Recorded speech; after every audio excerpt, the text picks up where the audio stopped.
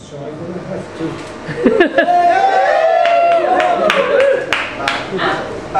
and yeah, I'm overdressed and I'm wearing long johns as well.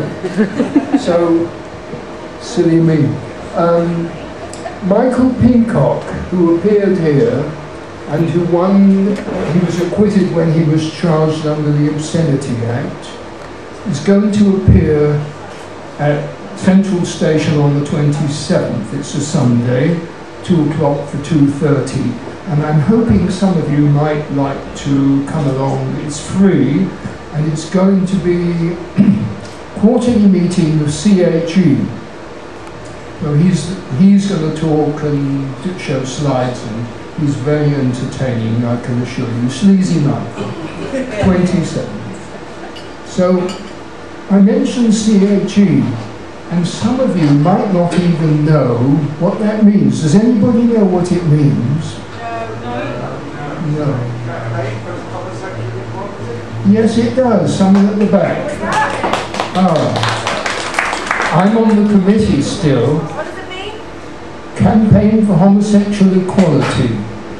Originally started in Manchester, and it was the North West Committee for Homosexual Equality. Moved to London and became Campaign. And I think it's the oldest, I call it gay because I'm not going to use LBGTQIQ tonight, which we are now. I'm going to say gay, and it means the community.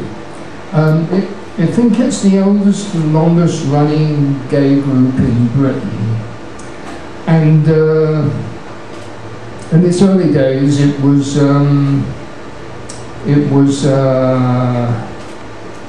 pretty, well, it was the only organisation, so it did the campaigning and a lot to do with the change in the law 1967, which I have talked about. Anyhow, I was a member, and then it got not quite so interesting, so I moved on to other organisations and started some myself. And when I talk about campaigning, it can mean anything. It doesn't have to mean petitions, letters, demonstrations and all that stuff. Because when I first started, I was 1952, I was 20. I'd gone on the gay scene, I'd left home, gone on the gay scene, and it wasn't called the gay scene, we didn't have the word gay, when I was 18, that's 1950. 52, I was acting like, well, I was a matchmaker. Without getting paid. I made about 6 matches. You may think that sounds very sort of... I would introduce people to each other and they would hit it off or wouldn't. You might think that sounds very bland, campaigning, but you didn't know that there was a law that procuring got you 14 years in jail each time I did that, if they could catch me. And that law prevented any bar or disco from actually calling itself a venue for homosexuals. I use that pronunciation because they might sleep with each other, and that would be procuring, wouldn't it? So there were just places around where people might meet, and they weren't called gay or anything like that. So I was doing that, and then I joined the Homosexual Law Reform Society. I mentioned that once before, and that campaign to change the law from 57 to 67, I think it was, although it was actually straights, surprisingly. There were closet gays inside, including myself. And then in 1970, Gay Liberation Front. And I was quite prominent in that. I used to love it. And everybody who was there that I'd met, almost everybody, there were always some spoiled sports, said it changed their lives. It was terribly exciting. It was a very exciting organisation. It was very radical. And one of the ideas it had was that work should be fun, work should be play, And so should campaigning be fun and playing. And we didn't attack the establishment, we sent them up, we ridiculed them. And did unexpected things. I did tell you about how we blighted the Festival of Light at Westminster Central Hall. And GLF only lasted about 4 years. It was just too exciting to last. There was the pressure to, everyone had an aim to do something, and so we did. But all these different disparate groups in GLF had different agendas, and eventually it led to a breaking up. But we started the first ever discos, and we did the first ever this and that and what have you. So after that, oh, by the way, I set up a group to have openly gay candidates for Parliament and local councils. And there was a by-election in Westminster coming up. So I said, well, why not have a candidate in Westminster? And we can use megaphones going through the streets on trucks in the West End, which was quite something because it never happened before. So there were all kinds of things going on. And then GLF finished, and I went to live in a commune in North America, a mixed sexuality commune in Toronto. And that was also radical in its way, but I won't go into that too much. I also had an American boyfriend, and we used to travel around in a station wagon and sleep in it, going around the States. I remember he and I, we were in the Mojave Desert, and we stopped, and we usually slept in the station wagon. We got a mattress from a thrift shop. That's a charity shop, and his granny had made curtains. And he was basically a hillbilly from West Virginia with a university degree. And so I can remember we got out this station wagon, and we had some peas and rice, and we cooked them over some bits of flammable, bits of wood and old cactuses and things. We made a fire under the stars. It was very dark. We had this fire, and while these peas and rice was boiling, we had sex on a blanket on the sand. I can remember that, and he was a bit worried because there might be flash floods. So, and then we drove on to Las Vegas, and we went all over the place. We ended up in San Francisco, in Berkeley, where everyone had waterbeds at that time. Have you heard of waterbeds?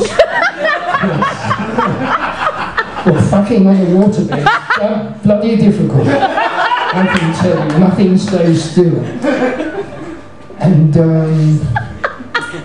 we drove down to Tijuana and spent a day there. We didn't spend it together because we had a row, but we came together again. Anyway, after that I was back in London. I left the commune in Toronto, and it was AIDS time. I won't call it GRID and so on. It was AIDS time, and I was ready to do something. And as I was a dentist, I joined the Gay Medical Association of Doctors and Dentists, and I set up a committee, HIV committee. There were just two of us. The other doctors weren't very interested. The other one was, I won't mention his name. He was an HIV doctor. And I'd already campaigned in various ways and knew a number of MPs. And Charles knew Charles knew all the HIV doctors and consultants. Well, he knew the consultants. So I said, I'll contact the MPs and we'll hire committee rooms in the House through them. And we will invite, you couldn't just invite everybody, you had to write a personal letter to each MP and each peer. So we selected the ones we thought would be on our side, and he invited an HIV doctor, and we did this, I don't know if it was fortnightly or monthly, and we had these education meetings from MPs, and out of that came the All-Parliamentary AIDS Committee. I have a story about that, but I got chucked off because of a closet Tory MP who said I had no right to be there. But it still exists, I believe.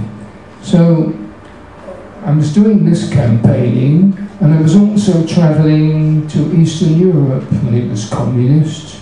I'd made some contacts in Leningrad, gay men who wanted to campaign. And I used to travel backwards and forwards with info from them to the West and us to them. And I did the same in Budapest and Prague. And in Budapest it was very interesting. I had a gay couple of men, and when I spoke to them about gay rights and stuff like that, they said they'd been to New York and they found it decadent and capitalist and consumerist, and they said that wasn't a good place for a gay man to have a holiday. The best place to go was Albania, which they did state farms and things like that. By the way, in Albania, the dictator was Enver Hoxha, Hoxha. The story goes, and I've been told, he was a very brutal man, and he, at cabinet meetings, if someone disagreed, he'd walk round the table and shoot him in the head. But he was gay, apparently, and there's an old tradition in Albania, because Ali Pasha, who was a sort of warlord in about early 19th century, was host to one of our gay or bi, I'm not sure, Lord Byron. He fancied Lord Byron like anything with his fair skin, and Lord Byron went and stayed with him. And Ali Pasha was gay as well, and he was really feared. He was also brutal, Albania. But that's a sideline. So after that, I was involved in all sorts of organisations. And when I went to Holland in the late 70s, the Netherlands as is, there was ILGA, International Gay United Nations, I call it. I had been a delegate there as well, representing the Gay Medical Association. I used to attend. But there were all these alternative, they're now called alternative, they were sort of hippie groups which were gay. And we had a conference in Nijmegen, which is a town outside Amsterdam. So I went to this conference, and it was all crash pads, and that's what we did. Put people up. It was the usual thing, strangers and so on. Oh, I also got a crash pad in Berlin to go to a gay conference in East Germany as well. That was sponsored by the Lutheran Church. But that's another story. Anyway, so I was leaving this conference in Nijmegen, took the train to Amsterdam, about half an hour, got on the underground. I think it's 2 stops to Newmarket. I think about 2 stops. And was coming up to the street, because that's where I was going to stay, and there was a woman coming towards me, all on her own, with a gaggle of people behind her, people in uniforms and things like that, and flash clothes, formal clothes. And she walked up, I was on the pavement, and she walked up to me, and she was wearing gloves, and she had an enormous diamond ring on her hand. And I didn't quite know what to do, so I kissed her ring. And it was Queen Beatrix. Michael, time up. Occasionally my keeper allows me more than 10 minutes.